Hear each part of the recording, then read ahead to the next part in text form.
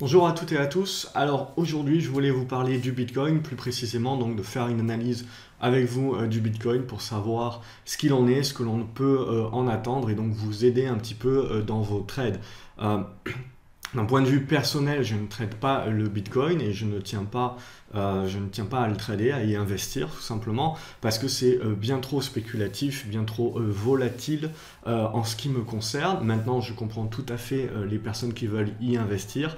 Sachez juste qu'il vous faut faire attention d'investir uniquement de l'argent que vous êtes prêt à perdre, hein, qui ne change pas votre quotidien. C'est la règle de base avant de spéculer sur ce genre de produits. Donc quoi qu'il en soit, on va regarder ensemble qu'est-ce que l'on peut tirer du graphique du Bitcoin, hein, donc d'un point de vue court terme, moyen terme. Donc pour commencer, on va analyser tout simplement les grandes zones de support et de résistance. Donc ce que l'on voit, c'est sur les mois passés, en fait, on avait eu une grosse zone de résistance ici sur la zone des 3000. Cette même zone de résistance a servi plus tard de support. Donc ce que l'on peut dire déjà, c'est que cette zone ici des 3000 $ est une zone de support importante. Ensuite, on a eu le bannissement des ICO en Bitcoin de la part de la Chine suite à l'atteinte des 5000 $. Et donc on est revenu sur cette zone des 3000 avant de remettre en place un rebond qui a fini par rompre à nouveau cette zone des 5000 $ et donc déclencher une nouvelle spéculation haussière qui nous a fait revenir sur les 6000 $. Donc ce que l'on voit, c'est qu'on a eu quand même une correction qui a été assez forte, hein, suite aux 5800 $. On est revenu rapidement sur la zone des 5000, donc en fait sur l'ancienne résistance. Donc également là, on peut tracer dans cette zone des 5000 $, 5200 $, une zone dorénavant de support. Donc voilà un petit peu ces deux zones, et puis évidemment on avait cette zone ici, hein, il y a déjà plusieurs mois depuis le début de l'année, donc sur la zone des 1800 $. Donc ce que l'on voit déjà, c'est que le Bitcoin est un produit qui réagit très bien à l'analyse technique, tout simplement parce que il réagit très très bien à la psychologie humaine, et on voit un petit peu que les chiffres ronds fonctionnent à la perfection sur le Bitcoin, puisque vous avez essentiellement donc des personnes humaines qui tradent ce marché-là. Donc on n'a pas encore énormément de robots. Ce qui est intéressant pour moi, c'est qu'on est dans un biseau ascendant actuellement. Je le vois à l'œil nu, mais je vais le tracer pour aider votre œil également à le voir. Donc hop, je vais un petit peu l'ajuster, mais voici un petit peu où est-ce qu'on en est. Donc voici ce biseau ascendant, hop, comme ceci.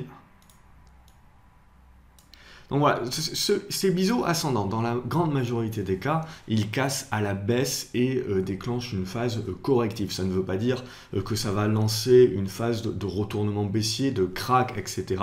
Je veux dire, la bulle, plus vous avez un mouvement haussier qui est fort, hein, et plus dur et plus difficile il est à retourner, ou en tout cas, avant qu'il se retourne, il se retourne en plusieurs étapes. Bon, en l'occurrence, ici, on parle du Bitcoin, donc ça veut dire que un crack ne peut venir que un crack brutal ne peut venir qu'une décision, hein. Donc on l'a vu avec la Chine, hein, où on était passé de 5000 $ à 3000 $ en l'espace de quelques jours. Ça peut également être le cas si jamais il y a des décisions de régulation, etc. Mais essentiellement, le Bitcoin et la blockchain, c'est pas le problème, c'est plutôt les entreprises aujourd'hui qui travaillent sur le Bitcoin, sur la blockchain, qui, elles, peuvent être régulées et donc sur lesquelles il peut y avoir des problématiques. Donc au niveau du Bitcoin, si on regarde, on est dans une tendance haussière exponentielle, donc on est dans une bulle, oui. On peut d'ailleurs tracer, si vous suivez mon curseur, plutôt que d'avoir des droites qui sont rectilignes, on peut tracer des courbes, hein. C'est-à-dire que si on prend ce point bas ici, ce point bas là et ce point bas ici, on peut tout simplement tracer une parabole. Et donc quand vous avez une hausse qui se fait selon une parabole, vous êtes dans une bulle, vous êtes dans une hausse parabolique. Maintenant, ce qu'il faut se dire, c'est que si on venait à casser par le bas, hein, cette zone des 5600 $, on le voit, on casserait donc ce biseau ascendant par le bas, on reviendrait très certainement chercher ces 5000 $. Ces 5000 $ là, ils vont être pivots, c'est-à-dire que tant que l'on va rester au-dessus de ces 5000 $, on va consolider, etc. Il faudra voir justement ce qui va se passer entre les 5000 $, 5600 $. Si on est dans l'incapacité de remonter au-dessus des 5600 $, il y a fort à parier que ici, on va créer une figure corrective qui finira donc par casser les 5000 $ à la baisse et nous ramener sur un autre support que je n'avais pas tracé au préalable, mais dans une précédente analyse, on avait pu en parler. C'est cette zone des 4000, alors on le voit ici, on a une zone des 4000, on a un autre support intermédiaire sur les 3600 $ et une zone entre 4000 et 4400 $.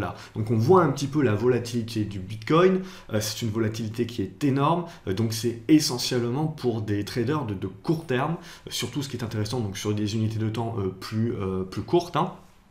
Parce que bon, la volatilité, forcément, vous ne pouvez pas avoir une grosse position sur ce type d'instrument quand vous avez autant de volatilité que ça et que vous montez en mode investisseur. Donc clairement, c'est mon profil. Donc c'est pour ça que le Bitcoin ne m'intéresse pas par rapport à mon profil.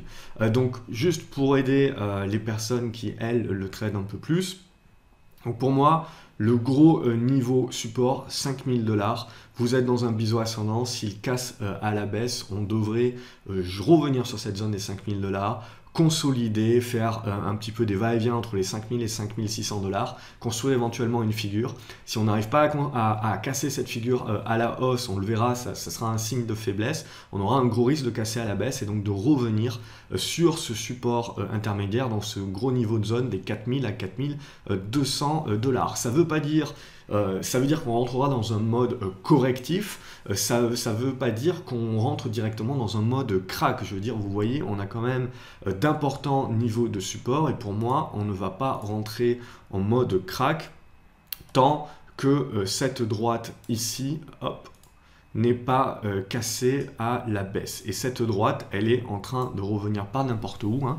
On le voit dans les jours qui vont venir, elle va revenir dans cette zone des 4000 à 4400 $, donc qui pour moi est la grosse zone pivot. Donc première zone pivot, 5600 $ pour bien voir si ce biseau ascendant, alors on peut très bien encore rebondir et aller chercher plus haut, aller chercher encore une fois le haut du biseau ascendant sur les 6200 $. On peut très bien casser le biseau ascendant à la hausse, mais à ce moment-là, on va avoir une spéculation haussière de malade et ça sera très certainement le dernier baroud d'honneur avant cette fois-ci une très très grosse correction. Donc en règle générale, c'est toujours intéressant pour la volatilité et la spéculation haussière de casser des biseaux ascendants par le haut, mais il faut savoir que voilà, c'est en général le dernier mouvement haussier avant un creux majeur.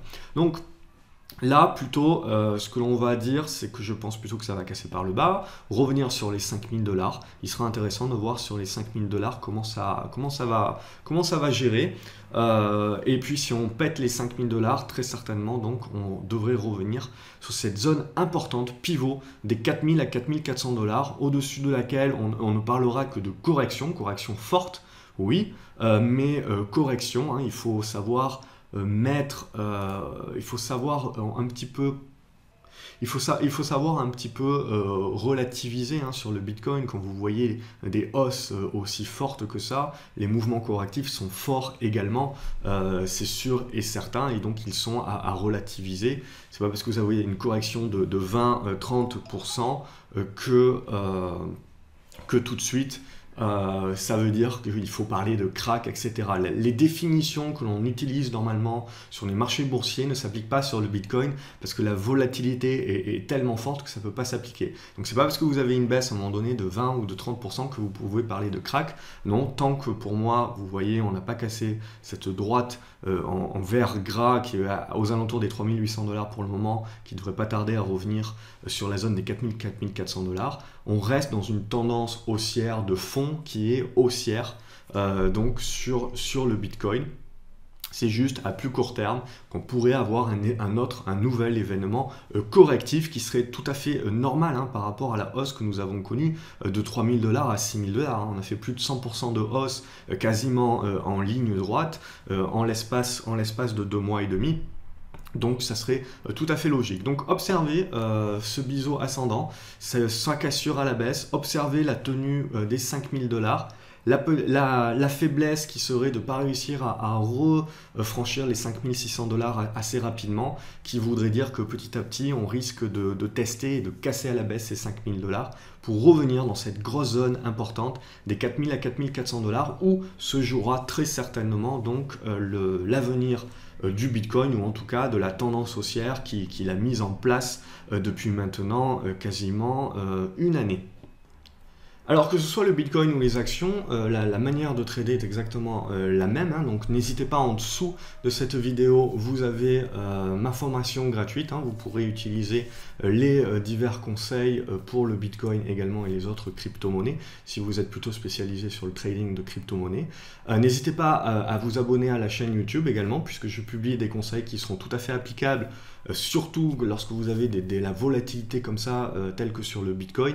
C'est avant tout non pas votre technique de trading qui va vous sauver, mais c'est votre psychologie, votre façon de gérer vos émotions, parce qu'avec une telle volatilité, c'est vos émotions qui vont être impactées pour pouvoir avoir la capacité de suivre avec discipline votre stratégie, votre plan de trade. C'est ça le nerf de la guerre et le plus important lorsqu'on est sur des actifs aussi volatiles que ça.